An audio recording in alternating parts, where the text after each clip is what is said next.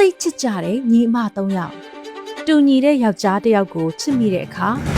ကိုဘွားတွေကိုဒီလိုမျိုးလူကောင်းတစ်ယောက်ရောက်လာတာစီးပွားရေးလုပ်လို့အမြတ်တစ်ခုရလိုက်တယ်လို့ပဲအလုပ်ရောပတ်စံရောအုံနောက်ရောဘာတစ်ခုမှမရှိတဲ့ယောက်ျားမျိုးကိုယူမိရင်တော့ဒုက္ခရောက်တာမျိုးနဲ့အတူတူပဲ အကိုဖုတ်လို့ပြည့်စုံတဲ့ယောက်ျားမျိုးနဲ့ဆောင်ရတော့မမအတွက်ငယ်လေးတကယ်ဝမ်းသာကျမတော့ဘာမှမဟုတ်ဘူးလေရှင်ကျမအမနဲ့တွဲနေလူနော် ကျွန်တော်ကမင်းအမရဲ့အကြံပေးဖြစ်လာတာနဲ့ကျွန်တော်စီကနေနောက်ဆုတ်သွားတယ်မင်းရဲ့ဘဝတွေကနေကျွန်တော်နှင်ထုတ်လိုက်တယ်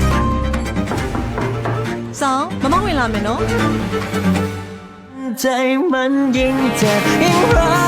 ว ချစ်ကအရာရာကိုပြောင်းလဲသွားစေပြီးညီအမတွေကြားဘာတွေဆက်ဖြစ်လာမလဲ ကျွန်တော်မျိုးကိုအဝေးကနေပဲကြည့်နေတယ် မြန်မာနဲ့ခံစကားပြောနဲ့ခန်းစားကြည့်ရှုရမယ်လှည့်စားမိတဲ့နှလုံးသားမေလ1ရက်နေ့မှစတင်ပြီးတနင်္လာနေ့မှတောက်ကြနေ့ညနေ9:00နာရီအချိန် Channel 7 မြို့တန်တိုင်းမှာစောင့်မျှော်ကြည့်ရှုနိုင်ပါပြီ